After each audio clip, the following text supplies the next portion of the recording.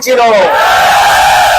কিন্তু আমরা দেখেছি ইসলামী ছাত্র শিবিরকে নিষিদ্ধ করার 4 দিনের মাথায় বাংলাদেশের ছাত্র সমাজ, আবমর তৌহিদি জনতা, আবমর শ্রমিক জনতা শেখ হাসিনাকে এবং তাদের দলকে বাংলাদেশ থেকে চিরতরে নিষিদ্ধ করে দিয়েছে। সংগ্রামী প্রিয় উপস্থিতি, বাংলাদেশ থেকে জামায়াত ইসলামী এবং ইসলামী ছাত্র শিবিরকে নিশ্চিহ্ন করা যায়নি। যারা আজকে দিবা স্বপ্ন দেখছেন, নতুন করে ইসলামী ছাত্র শিবিরের জন্য ষড়যন্ত্র করছেন, তাদের বিষয়ে হুঁশিয়ারি উচ্চারণ করে দিতে চাই।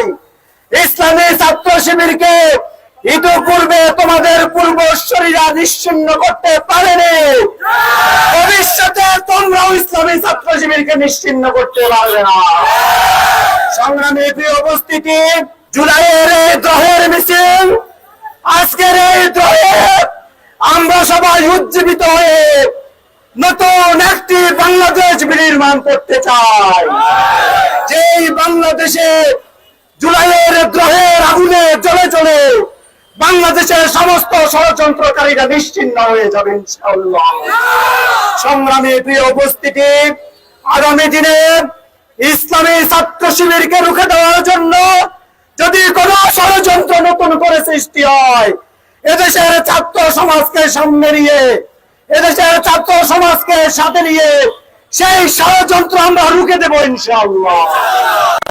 যে উত্তাল সমুদ্র সব সময় শান্ত থাকার চেষ্টা করে, কিন্তু ইসলামী ছাত্র শিবিরের সামনে বাজার প্রাচীর হয়ে যদি কেউ দাঁড়াতে চায়, সেই উত্তাল সমুদ্র সমস্ত পদাকে নিশ্চিহ্ন করে দেয়।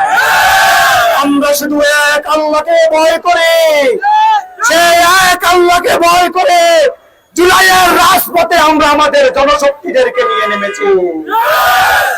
সুতরাং আমাদেরকে চোখ রাঙিয়ে, আমাদেরকে ভয় দেখিয়ে ইসলামী ছাত্র শিবিরের এই আলোকে নিভিয়ে দেওয়া যাবে না ইনশাআল্লাহ।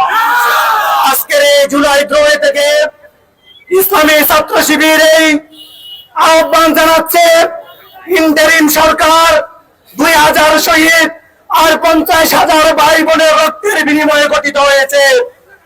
এই জুলাই মাসের মধ্যে, 5ই আগস্টের মধ্যে জুলাই বিপ্লবের যে